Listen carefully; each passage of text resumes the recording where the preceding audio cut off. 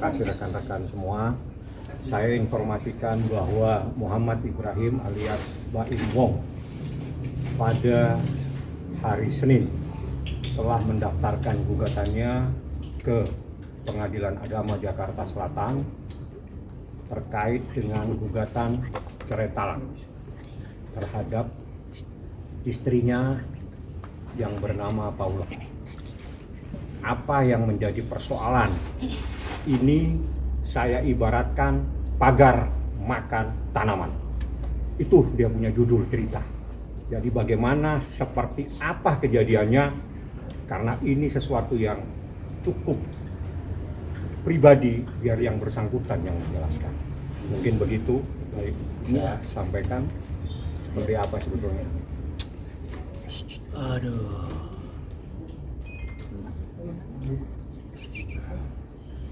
Saya sebenarnya nggak nyangka ya, maksudnya ada di momen ini. Saya itu sebenarnya menghindari. Maaf juga buat wartawan semuanya, saya kan nggak pernah menjawab.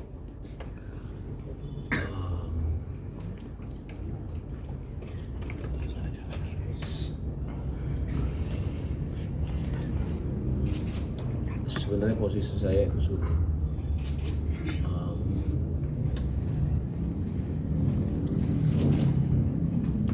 Saya memang bisa dibilang dikhianati sama dua orang terdekat saya, dari pihak perempuan sama laki-laki. Yang laki-lakinya itu adalah teman baik saya sendiri.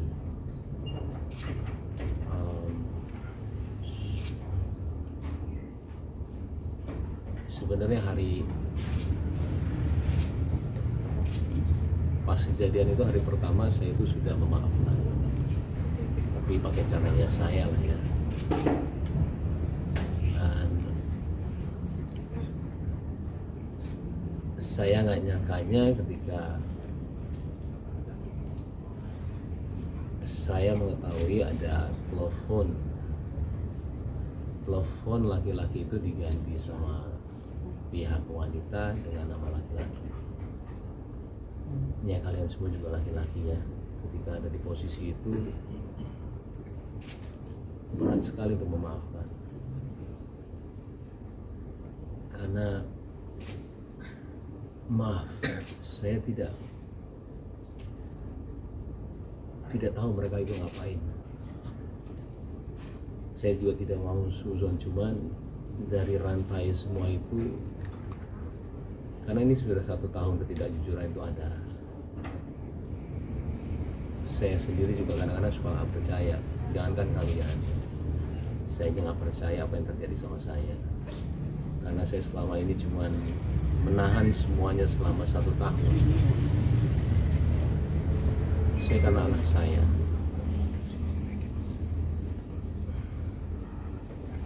Saya kalau udah bicara anak, terus terang, apapun yang kalian mau bicara mengenai saya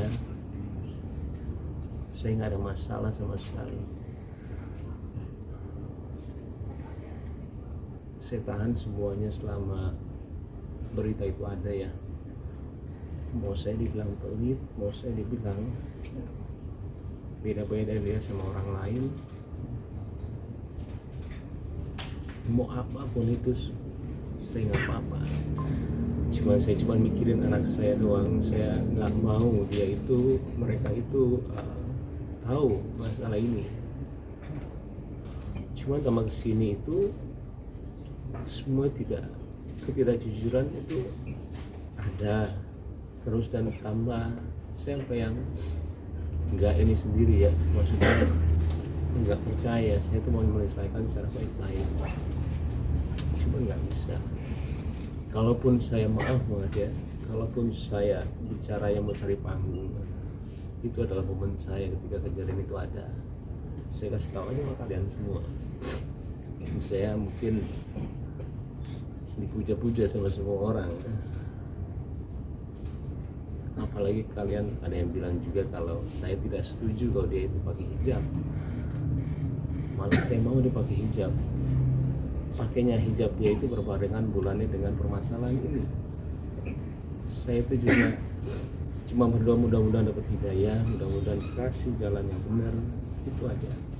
Saya nggak mau ada dendam sama dia sebenarnya.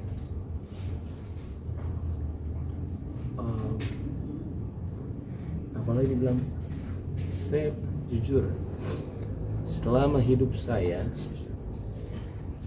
itu baru dibilang pelit sama satu orang,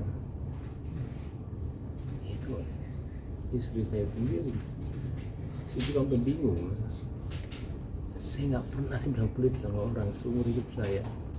Kalau saya pelit, bagaimana mungkin saya menafkahi keluarga dia? Tanggungannya itu ada di saya. Adiknya kita pekerjakan di sini. Adik yang satu lagi juga saya menyiasati untuk buat YouTube tanpa saya mengambil uangnya sama sekali. Saya lebih kayak mengidekan, ayo berarti orang tuanya pun tiap bulan saya kasih melebihi dengan orang tua saya. Kalau kalian mau tahu semua di sini, uang saya itu masuk perusahaan, tapi uangnya Paula itu punya dia. Saya nggak ambil 1 rupiah pun uang dia. Saya digaji dari perusahaan, Paula juga, tanpa saya kasih tahu kalian jumlahnya berapa, yang tidak sedikit. Jadi hasil kerja saya itu masuk perusahaan, Paula.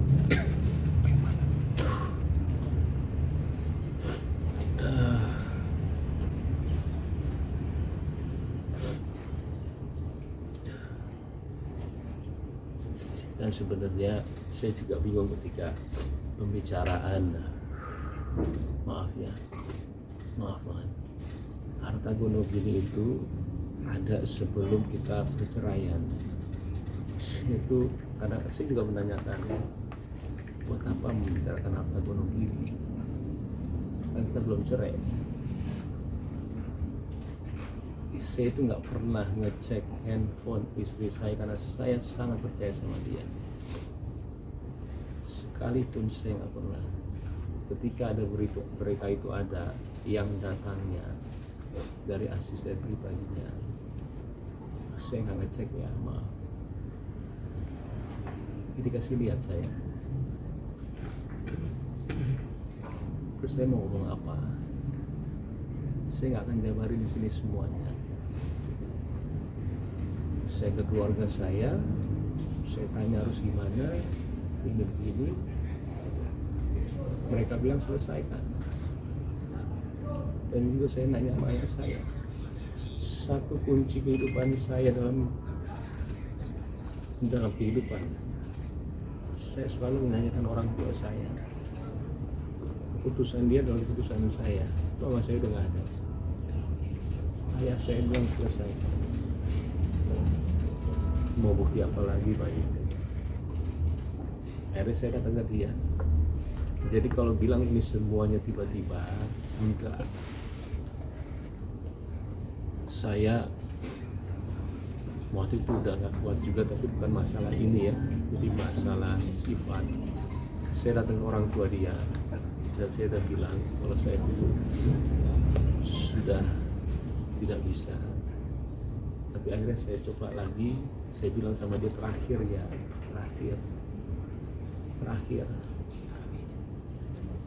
Ya setelah terakhir itu tiba-tiba ya kayak begini. Sekali lagi, mungkin saya tidak akan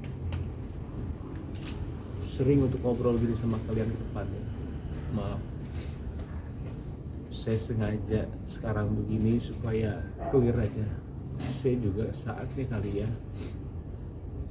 bukan membersihkan nama saya, kayak sampai sekarang saya nggak tahu ini keputusan yang benar atau enggak. Karena kan saya harus bilang kalau memang ada ketidakjujuran itu. Cuman saya minta maaf sama wartawan. Saya juga tahu pekerjaan kalian. Tapi saya nggak mau dibaca. Saya kasihan sama anak saya.